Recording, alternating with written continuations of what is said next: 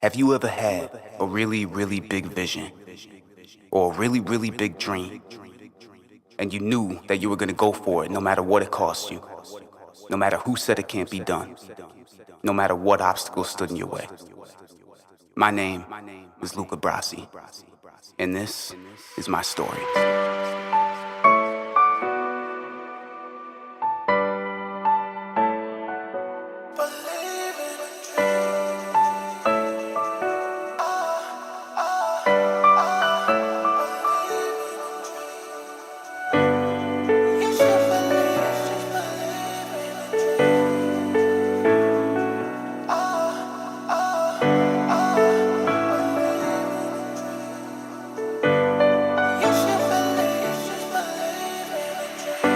My journey started from as young as I can remember. I was a pretty normal kid growing up, but always knew I was also really different. And you'll see that as we move on. Even though I was a one-man crew, I always felt pretty normal. But the path I chose and the life I live is anything but. When I was 2, I saw pro wrestling on TV for the first time, and I remember being in awe. From that day on, pro wrestling became a huge part of my life. Everything became wrestling. My parents didn't really mind too much as long as I didn't bring it home, but that didn't stop me from trying. Then when I was 4, my mom and dad split up, and I remember everything like it just happened yesterday. Things are always so different through the eyes of a child, and they see a lot more than the adults like to think, and it's usually a lot more devastating. Soon after, though, my mother met who I've always considered to be my dad, Andri. And one thing about my parents, they've always supported what I've done and respected me for going after what most people would say is impossible. Through the years, the only passion that ever remained constant for me was my love for pro wrestling. And I tried some other sports and things like that, but never really felt a passion for them. So fast forward to age 13 when I found out there was a wrestling center in my neighborhood. And I was disappointed when I walked in because it was amateur wrestling, but I remember when I saw the ring, I said to myself, I'm gonna be in there one day. And then when that day finally came, I never felt more at home in my life than the first time I stepped foot in the ring at age 13. I went home, I told my mom and dad I want to be a wrestler. And unlike most parents who would most likely in good conscience say no, they didn't. Instead, my dad made me a deal. And he said if I kept on doing what I had to do in school, he would get me in the ring. And he did. And within a year, I was running the junior program at the facility. I was 14. Then in time, we moved on, and we opened our own wrestling school in Schenectady, New York, 24/7 wrestling productions. And that was a dream come true. I remember at this point, my dad said to me, I remember that deal we made. You held up your end, so I had to hold up mine. After a while, though, it all stopped being fun. I didn't really enjoy it. My attitude changed, and I started just to get real unhappy.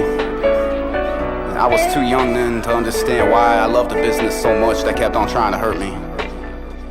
Some of the things that happened to me and my family never should have, and the day we decided to close our doors was the first time I ever saw my dad cry. I understand now why, though. I love business to this day. It's simple. It's a passion. Even though I lost a close friend to the business, lost my school, lost everything I stood for, I continue to love and respect the business even now. Anyway, by this time I was about 18 and I was pretty angry. Everything I loved was just gone out of nowhere. I had no direction, no ambition, no love, no passion. I was destroyed. Then one night I remember I bought a few hip-hop CDs for no real reason. Pac, M, and Nas. I didn't know nothing about music, let alone hip-hop. But something told me to listen and listen good, so I did. And that's when my life changed. I saw past the persona, past the image, past the verbiage. What I saw from these guys was passion, pain, anger, intensity, drive, ambition. And a willingness to fight to the end for what they believed in. Everything I saw in myself, I guess. Looking back now, I think that's what I really fell in love with music, is the artistic release of the inner self. That which cannot be said, but is impossible to be kept silent. So what did I do? I picked up the pen, and I channeled everything I had into the writing and into the music. I had to self-teach everything I know about the music industry, from writing to copyrights, contracts, performing. But I found my new passion, and if I hadn't, who knows what I'd be doing. And soon after I started the writing process, I met my producer, Jay Green. And I remember stepping on an elevator in college and overhearing him talking about a mixtape he just helped someone release. So me being who I am, when that opportunity presented itself, I didn't really knock on the door, I sort of kicked it down. And I asked who he was, and I remember clear as day, I'm Jay Green. And 2 weeks later, I was in the studio for the first time. I was 19. And I'll never forget when I first got there, I remember going in to check the place out, and he looked at me and said, "Step in the booth." And when I did, it was like being back in the ring again. I never thought I'd have that. And this time, no one could take it from me. Music was already inside of me, and it's something that's mine forever. I will say though, listening now to my old records, I can't believe he ever let me come back. But in time, I became Luca Brassy. So, who is Luca Brassy?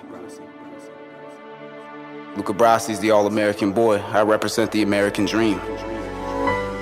Whether it's in a suit, one of his crazy stage outfits, shirtless, his purpose never changes. It's beyond the music, beyond the camera, it's beyond the lighted stage. I am each and every one of you. There's a Luca Brassy in everyone. I don't represent gifts, ego, lies, or manipulation. I represent success, fun, and the best things in life through hard work, dedication, optimism, and the desire to always be better. I am the American dream, and I have a purpose. I send out a pretty wholesome message, one way or another, and in the end, the real message will be shown. In the meantime, I love my family, my friends, my fans, and even my haters for what they do for me. You motivate me to just go one more round and not throw in that towel, and always strive to be number one. So, I already got the man upstairs in my back pocket. So what am I doing besides delivering our message, right? Truth is, I don't even know. Anything my heart desires in this lifetime, I guess.